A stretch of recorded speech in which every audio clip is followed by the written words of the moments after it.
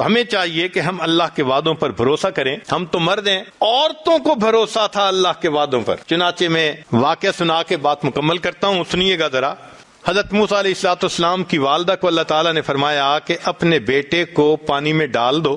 ماں اپنے بیٹے کے بارے میں بہت کیئرفل ہوتی ہے, واچفل ہوتی ہے, رسک نہیں لیتی. مگر اللہ تعالیٰ فرماتے ہیں وَلَا تَخَافِي وَلَا تَحْزَنِي, ڈرنا بھی نہیں, گھبرانا بھی نہیں. إِنَّ رَادُهُ إِلَيْكَ, ہم اسے تمہارے پاس لوٹائیں گے. وَجَاعِلُوهُ مِنَ الْمُرْسَلِينَ, ہم نے اسے رسولوں میں سے بنانا ہے. اب جب موسیٰ علیہ السلام کی والدہ کو یہ اللہ کا پیغام ملا, الہام ہوا, تو وہ یقین کر گئی. بچے کو ڈال دیا. بالآخر بچے کو فرعون نے پکڑا اور فرعون اس کو لے کر گھر آیا.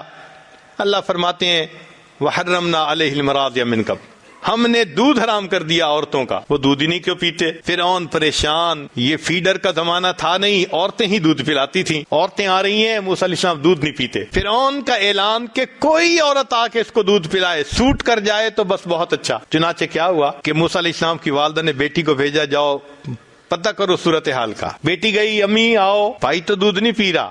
موسیٰ علیہ السلام کی والدہ چلی گئی, دودھ پلایا, بچے نے دودھ پی لیا. فرعون نے کہا بس اب اس عورت کو واپس نہیں جانے دینا, یہ محل میں رہے. 2-3 دن تو موسیٰ علیہ السلام کی والدہ محل میں رہیں. پھر فرمانے لگی بھائی اپنا گھونسلہ اپنا, کچا ہو یا پکا, میں تو اپنے گھر جاتی ہوں. فرعون کہنے لگا سنو, بچے کو بھی اپنے ساتھ لے جاؤ, وہیں دودھ پلا دینا, میں تمہاری تنخواہ تمہارے گھر پہنچا دیا کروں گا. اللہ قرآن مجید میں فرماتے ہیں فَرَدَدْنَاهُ إِلَىٰ أُمِّهِ, ہم نے موسیٰ علیہ السلام کو لوٹا دیا ان کی والدہ کے پاس.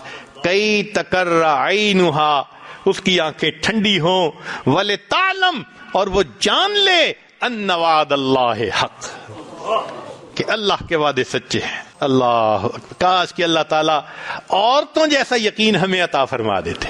تو بھئی اس یقین کو سیکھنے کی ضرورت ہے. اب لب لباب سن لیجئے کہ یہ یقین دعوت کے راستے سے بھی بنتا ہے. حضرت مولانا الیاس رحمۃ اللہ علیہ کو اللہ رب العزت نے آج کے دور میں جیسے دعوت کا کام کھولا, پوری دنیا میں آواز لگ رہی ہے اور واقعی یقین بن رہا ہے. یہ یقین کاملین علماء کی صحبت میں بھی بیٹھ کے بنتا ہے. کیسے؟ حضرت مولانا قاسم نانوتوی رحمۃ اللہ علیہ کا یقین دیکھیں کہ انہوں نے اصول ہشت گانہ بنائے. اصول ہشت گانہ کیا تھے کہ دارالعلوم کی مستقل معاونت کے لیے کوئی بھی چیز قبول نہیں کی جائے گی. آج کے محتمم دعائیں مانگتے ہیں اللہ کوئی پکا بندوبست کر دے, اور حضرت فرماتے ہیں کہ پکا بندوبست کوئی دینا چاہے گا قبول نہیں کیا جائے گا, اللہ سے نظر نہ ہٹ جائے. اور تیسرا بنتا ہے اللہ والوں کی صحبت میں بیٹھ کے. ہمارے مشائخ نے اللہ پہ یقین پایا. رابعہ بصریہ کے پاس مہمان, دروازہ رات کو کھٹکھٹایا گیا, کون؟ جی کھانا لے کے آیا ہے.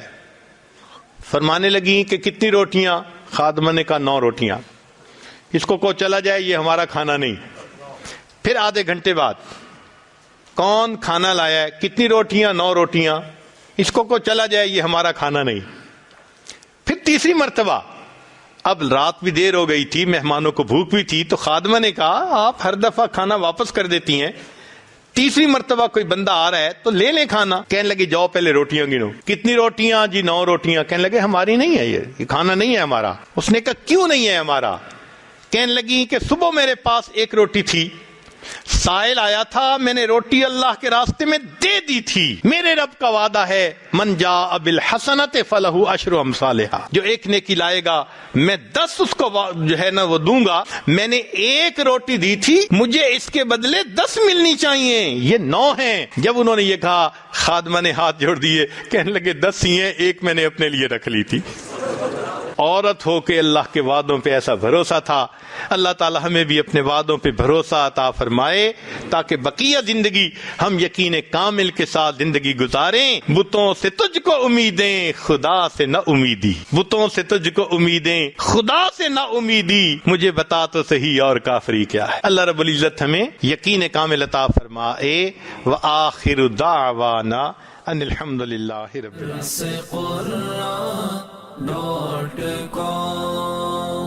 www.darsequran.com